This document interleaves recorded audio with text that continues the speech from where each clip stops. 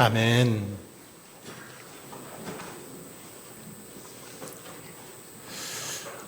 어느 집이든 그리고 또 어떤 건물이든 출입문이 있죠. 문이 없는 집 또는 문이 없는 건물, 어쩌면 집이나 건물이다, 이렇게 완벽한 집이나 완벽한 건물이다라고 말할 수 없습니다. 문이 있어야 되죠. 요즘은 출입문을 보면 참 다양합니다. 이렇게 출입문이 미닫이 문도 있고 여닫이 문도 있고 자동문 또 회전문, 아주 다양한 그런 문이 있는 것을 볼 수 있습니다. 이런 문들은 이렇게 출입을 위해서 또 만들어 놓지만 방어를 목적으로 또 만들기도 하는 것을 볼 수 있습니다. 그리고 그 집에 사는 사람의 어떤 권세, 능력을 보여주기 위해서 아주 정말 큰 그런 문을 만들기도 합니다. 그리고 위험을 또 드러내기 위해서 문을 만들기도 하는 걸 볼 수 있습니다. 우리나라에는 국보 1호 남대문이 있습니다. 숭례문이라고도 하는데 요즘은 그냥 상징적인 그런 문이 되었습니다. 중국의 북경에 가면 천안문이 있죠. 전주에도 큰 문이 있습니다. 풍남문입니다. 풍남문은 조선 영조 때 1767년 때 화재로 이렇게 불탄 성문을 다시 지으면서 만들었는데 이때 붙여진 이름이 풍남문입니다. 여기서 이 풍남이라는 말은 풍패의 남쪽에 있는 문, 이런 의미를 가지고 있습니다.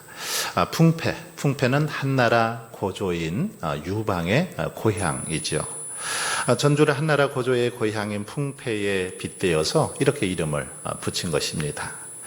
풍남문은 수원 화성을 제외하고는 오늘날 남아있는 문들 가운데 가장 크고 화려한 그런 문 가운데 하나입니다. 이렇게 많은 문들이 있는데 이런 문들은 단지 출입을 위해서만 아니라 방어용으로도 우리 선조들이 만들었던 것을 볼 수 있습니다.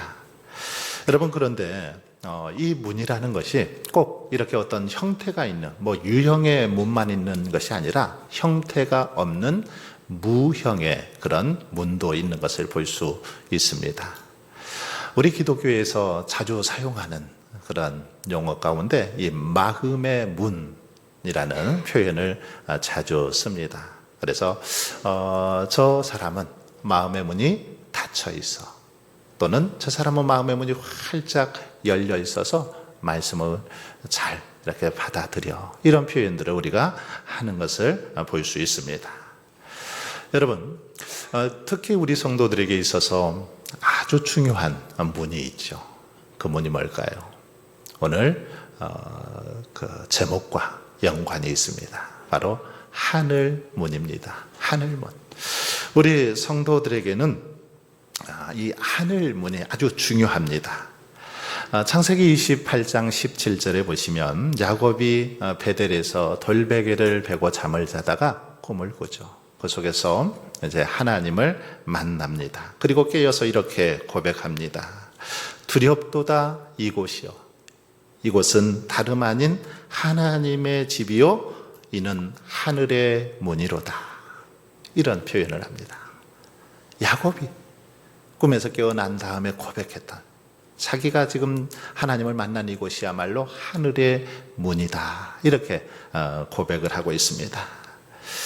그리고 아침에 일찍 일어나서 이제 베개로 삼았던 돌을 가져다가 기둥으로 세우고 거기 이름을 붙이죠. 베델이라고 그렇게 이름을 붙입니다. 베델, 하나님의 집이라는 뜻이죠. 즉 하나님의 집, 이곳이 하늘로 향하는 문이다라는 그런 고백입니다. 그렇습니다. 하나님의 집, 성전, 이 성전은 이 하나님께로 나아가는 이 하늘문과 같은 곳이 성전이라는 것입니다. 하나님을 만나는 장소, 하나님의 임재가 있는 곳이 성전이기 때문이죠. 그리고 사도행전 7장 56절을 보시면 스데반은 설교를 하다가 돌에 맞아 죽을 때 그렇게 순교할 때 그렇게 고백합니다. 보라, 하늘이 열리고 인자가 하나님 우편에 서신 것을 보노라. 하늘이 열리고 순교할 때 스데반은 이 하늘이 활짝 열려지는 것을 보았습니다. 그리고 인자가 예수님께서 하나님 보좌 우편에 서 계신 것을 보고 기쁨으로 그렇게 순교하는 그런 모습을 볼 수 있습니다. 뿐만 아니라 마태복음 6장 3장 16절에도 보시면 예수님께서 세례를 받으시고 물에서 이제 올라오시죠. 물에서 올라오실 때 하늘이 열리고 하나님의 성령이 비둘기같이 임했다라고 기록하고 있습니다. 예수님이 세례 받으시고 이렇게 물에서 올라오실 때 하늘이 열렸다, 그렇게 표현하고 있습니다. 오늘 본문 12절 말씀도 보시면 그런 말씀이 있죠. 여호와께서 너를 위하여 하늘의 아름다운 보고를 열으사 내 땅에 때를 따라 비를 내리시고 내 손으로 하는 모든 일에 복을 주시리니 내가 많은 민족에게 구워줄지라도 너는 꾸지 아니할 것이요. 하나님께서 오늘 우리를 향해서 하늘의 이 보고, 하늘의 보물 창고를 열어주신다, 열어주셨다라고 그렇게 말씀하고 있는 걸 볼 수 있습니다. 여러분, 이와 같이 성경에 보면 야곱은 환상을 통해서 하늘문이 열리는 것을 체험합니다. 하늘문이 열렸을 때 어떻습니까? 담대해졌습니다. 더 이상 두려워하지 않았습니다. 더 하나님을 의지하고 하나님을 사랑했던 것을 알 수 있습니다. 스데반은 선교할 때 하늘문이 열리는 것을 보고 끝까지 믿음을 지키고 담대히 순교할 수 있었습니다. 예수님은 세례를 받았을 때 하늘문이 열리고 성령이 비둘기같이 임했습니다. 이처럼 이 성경에 보면 하늘문이 이렇게 열릴 때, 하늘문이 열릴 때 대개는 하나님이 주시는 복과 관련이 대개 되어 있는 걸 볼 수 있습니다. 하늘문이 열렸을 때 놀라운 은혜, 놀라운 축복을 받게 되더라는 것입니다. 하늘문이 열릴 때 두려움이 사라지고 담대해졌습니다. 하늘문이 열릴 때 성령을 받게 되고 하늘문이 열릴 때 놀라운 은사를 경험하게 되더라는 것이죠. 그러므로 여러분, 오늘 우리들의 삶 속에도 하늘문이 열려야 되는 줄 믿습니다. 우리의 삶 속에 하늘문이 활짝 열려져야 우리가 이 땅에서 복된 삶을 살 수 있고 능력 있는 믿음의 삶을 살아갈 수 있기 때문입니다. 여러분, 오늘 우리들이 신앙생활을 하면서도 복을 누리지 못하는 이유 뭘까요? 왜 우리가 하나님께서 주시는 그 복을 온전히 누리지 못합니까? 그것은 우리의 삶에 하늘문이 닫혀 있기 때문입니다. 하늘문이 좀 활짝 열려 있어야 되는데 이 문이 닫혀 있어서 복을 받고 싶어도 받지 못하는 경우들이 많이 있더라는 것입니다. 그러면 여러분, 어떻게 해야 이 하늘문이 열리는 축복을 누릴 수 있을까요? 어떻게 해야 우리가 하나님께서 부어주시는 그 은혜, 그 복을 마음껏 맛보고 누릴 수 있을까요? 하늘문을 여는 열쇠 무엇입니까? 이 시간에는 이 하늘문을 여는 열쇠라는 제목을 가지고 함께 은혜를 나누고자 합니다. 하늘문을 여는 이 첫 번째 열쇠입니다. 첫 번째 열쇠는 바로 말씀에 대한 순종입니다. 하나님의 말씀에 대한 순종, 이것이 하늘문을 여는 열쇠임을 성경은 우리에게 분명하게 가르쳐 주고 있습니다. 순종할 때 하늘문이 열리더라는 거죠. 오늘 우리가 봉독한 신명기 28장, 이 말씀의 1절부터 68절까지 이렇게 나와 있는데 비교적 굉장히 긴 장이죠. 그런데 흔히 오늘 본문을 28장을 축복의 장이라고 합니다. 그런데 이렇게 실제로 내용을 보면 축복에 관한 내용은 1절부터 14절까지입니다. 그리고 15절부터 68절까지 54절이나 되는 이 54절은 저주에 관한 내용을 기록하고 있는 걸 볼 수 있습니다. 축복의 장이라고 하는데 이 저주에 관한 내용이 훨씬 더 분량이 많이 기록되어 있는 것을 알 수 있습니다. 그 이유가 뭘까요? 왜 이렇게 축복의 장이라고 말하면서 저주에 관한 내용이 많이 있습니까? 그것은 받을 일에 대해서 조심해야만, 저주받을 일을 하지 않아야만 축복을 받을 수 있다, 이 사실을 가르쳐 주시기 위해서 이 저주받을 일에 대해서 좀 더 자세하고 구체적으로 그렇게 기록하고 있는 것을 볼 수 있습니다. 여러분, 하나님은 우리들이 연약하고 정말 어리석은 그런 죄인들임을 잘 알고 계시죠. 그래서 하나님이 기뻐하는 일보다는 하나님이 싫어하는 일을 잘 하는 거 잘 알고 계십니다. 그래서 어떤 행동을 하면 저주를 받는지 알아야 하기 때문에 이 저주의 경고를 본문에 보면 좀 더 자세하게, 아주 세밀하게 그렇게 기록해 놓으셨다라는 것입니다. 여러분, 신명기 28장 이 말씀을 자세히 보시면 이 복과 그리고 저주의 차이, 이 차이는 글자 딱 한자 차이입니다. 글자 한자 차이. 하나님의 말씀에 순종하느냐 불순종하느냐, 이 불자 하나입니다. 하나 차이죠. 하나님의 말씀에 순종하면 복을 받고 불순종하면 저주를 받는다. 이것이 신명기 28장에서 강조하고 있는 그런 내용입니다. 하나님의 말씀을 잘 믿고 그대로 순종하면 하나님께서는 우리에게 넘치는 은혜와 축복을 허락해 주십니다. 하늘문을 활짝 열어서 복을 부어 주시더라는 거죠. 그러나 반대로 하나님의 말씀에 불순종하면 하나님의 책망과 저주를 받을 수밖에 없습니다. 그러니 말씀에 대한 순종이 축복의 하늘문을 여는 열쇠인 줄 믿습니다. 축복의 열쇠, 하늘문을 여는 축복의 열쇠, 바로 말씀에 대한 순종이라는 겁니다. 13절을 다시 한번 보십시오.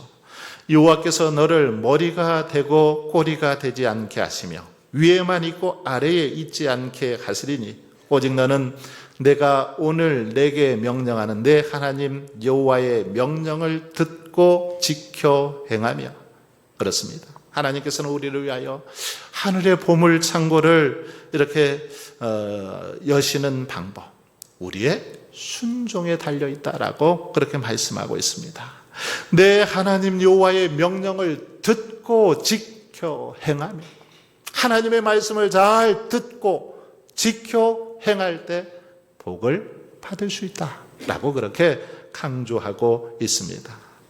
아브라함을 한번 보십시오. 아브라함은 말씀에 순종하여 본토 친척 고향 땅을 떠나죠. 하나님께서 명령하실 때 그 나이에 정든 땅을 그렇게 말씀에 순종하여 떠납니다. 또한 하나님께서 독자 이삭을 제물로 바치라고 명하실 때 그 아들을 제물로 바치지요. 바로 그 순종의 모습을 보시고 하나님께서는 아브라함을 믿음의 조상으로 세워주셨던 것을 볼 수 있습니다. 여러분, 그렇다면 순종할 때 어떤 복을 우리가 누릴 수 있습니까? 오늘 본문은 순종할 때 주어지는 축복을 우리에게 약속하고 있습니다. 먼저 순종할 때 머리가 되게 하신다. 선한 영향력을 끼치는 지도자가 되게 하신다. 이렇게 우리에게 가르쳐 주고 있습니다. 또한 때를 따라 은혜의 비를 내려주시고 우리의 손으로 하는 모든 일에 복을 주신다라고 그렇게 약속하고 있습니다. 그래서 많은 민족에게 구워질지라도 꾸지 않도록 해 주시겠다라고 말씀하고 있습니다. 얼마나 놀라운 축복입니까? 여러분, 그러므로 저와 여러분은 무엇보다 날마다 정말 말씀에 순종하는 삶을 살아갈 수 있길 바랍니다.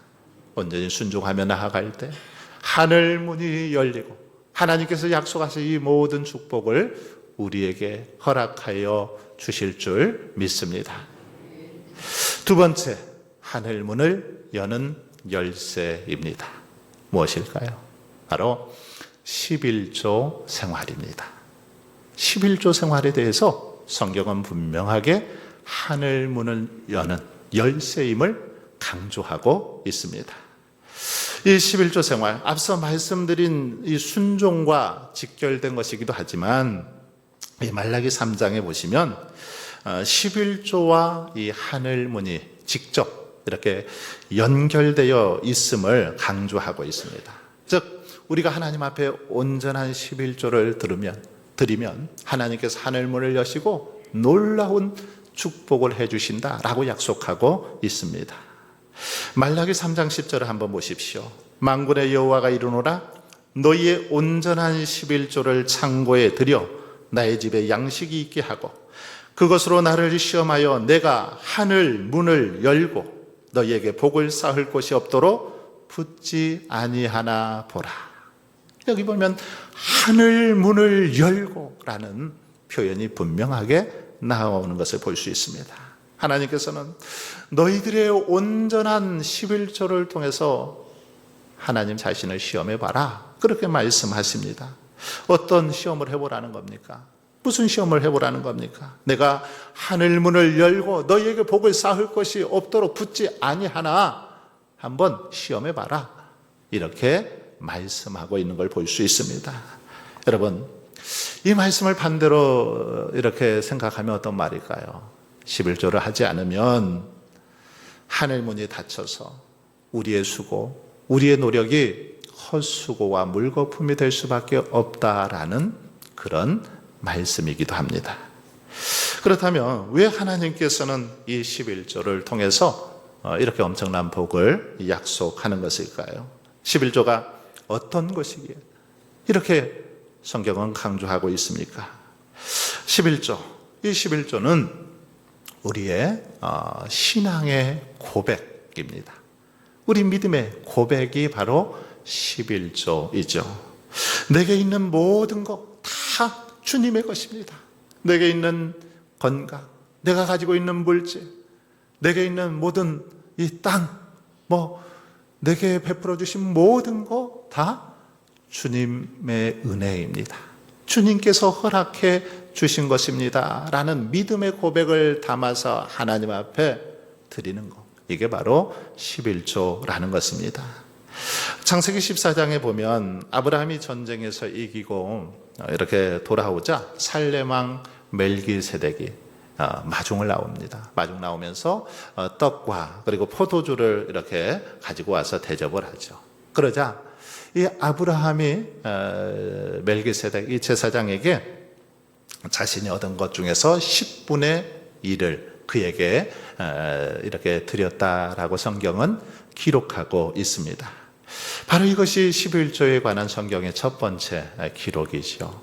그리고 또한 야곱도 이렇게 에서를 피해서 도망가던 중에 바로 이 베델에서 꿈을 꾸고 하나님을 만난 다음에 서원하면서 뭐라고 서원하고 있습니까? 내가 만일 이제 무사히 아버지 집으로 돌아오게 되면 내가 10분의 1을 하나님께 반드시 바치겠다라고 약속하고 있는 걸 볼 수 있습니다. 창세기 28장에 나오죠. 야곱이 하나님 앞에 그렇게 서원하고 있는 그런 모습을 볼 수 있습니다. 그리고 레위기에도 보면 땅에서 나는 모든 소출과 가축의 10분의 1 이것은 하나님의 것이다 라고 그렇게 말씀하고 있는 걸 볼 수 있습니다. 이처럼 11조 이것은 아브라함과 야곱 때부터 있었던 우리 기독교 신앙의 아름다운 전통입니다. 이 11조 바로 하나님의 명령이기도 하고 하나님의 것을 하나님께 드리는 것이 바로 11조임을 알 수 있습니다. 그러므로 우리들의 믿음으로 이 11조 생활을 잘하면 하나님께서는 정말 넘치는 은혜와 축복을 허락해 주시는 것을 볼 수 있습니다. 예수님께서는 마태복음 6장 21절에서 그런 말씀을 하십니다. 내 보물 있는 그곳에는 내 마음도 있느니라. 여러분 그렇습니다. 보물이 있는 곳에 우리의 마음이 있습니다. 그러므로 진정으로 하나님을 사랑하고 하나님을 의지한다라면 헌금은 어쩌면 하지 말라고 해도 하게 되어 있습니다. 하나님을 사랑하기 때문에 자연스럽게 따라가는 거죠. 그러나 아직도 헌금을 드리는 것이 아깝다고 생각이 들고 헌금을 할 때 손이 덜덜 떨린다라면 이것은 우리의 마음속에 아직도 하나님을 사랑하는 마음이 온전하지 못함을 보여주는 그런 표시입니다. 여러분, 억지로 드리는 헌금 하나님이 기뻐 받지도 않으시고 억지로 헌금할 때 시험 들 수밖에 없습니다. 하지만 자원하여 드리는 헌금은 하나님께서 기뻐하시죠.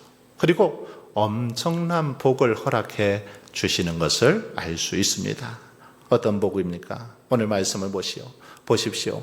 11조를 드릴 때 우리의 수고가 헛되지 않도록 해주십니다.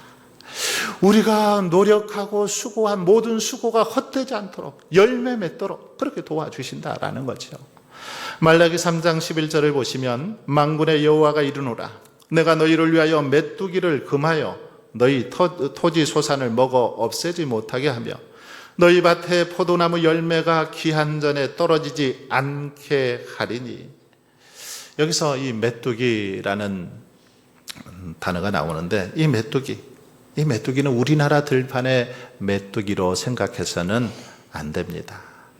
여러분 혹시 어렸을 적에 메뚜기 많이 잡아서 드신 분들도 계실 것 같습니다. 우리나라 메뚜기 커봐야 손가락만 합니다. 손가락만 하죠. 그런데 이스라엘에 있는 그 메뚜기는 훨씬 큽니다.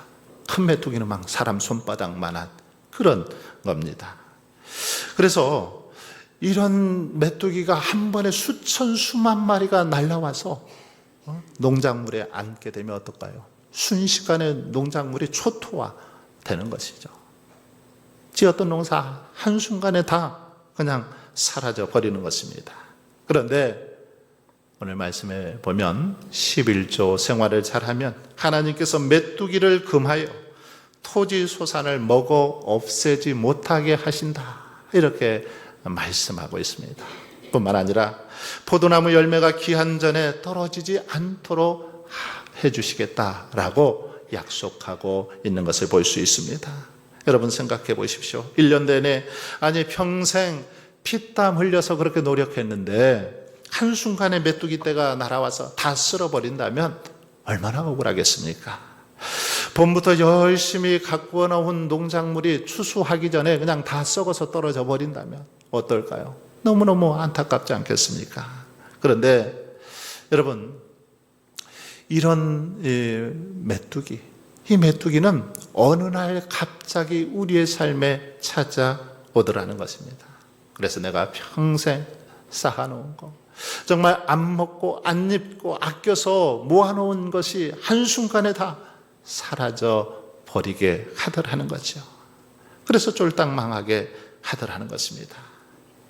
이 메뚜기는 때로는 우리의 재산을 갉아먹을 수도 있습니다. 우리의 건강을 갉아먹을 수도 있습니다. 때로는 우리 자녀 손들의 삶을 갉아먹기도 하더라는 거죠. 그러나 여러분 걱정하지 마십시오. 염려하지 마십시오. 온전한 11조를 드리면 하나님께서는 이 메뚜기 떼로부터 보호해 주신다, 지켜주신다라고 약속하고 있습니다.